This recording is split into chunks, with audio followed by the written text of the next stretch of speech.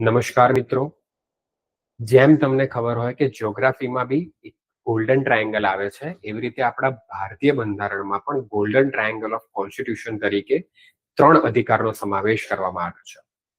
પાછળની ફિગરમાં તમને જેમ દેખાતું હશે કે ગોલ્ડન ટ્રાયેંગલમાં આર્ટિકલ 14 કે જે કાયદા સમક્ષ સમાનતા અને કાયદાનું સમાન સંરક્ષણ, આર્ટિકલ 19 કે જે વાણી અને સ્વાતંત્રતાનું રક્ષણ અને આર્ટિકલ 21 કે જે જીવન જીવવાની અને શારીરિક સ્વતંત્રતાનું જે અર્થઘટન કરે છે. આ 3 અધિકારને ગોલ્ડન ટ્રાયેંગલ ઓફ કોન્સ્ટિટ્યુશન કહેવામાં આવે છે.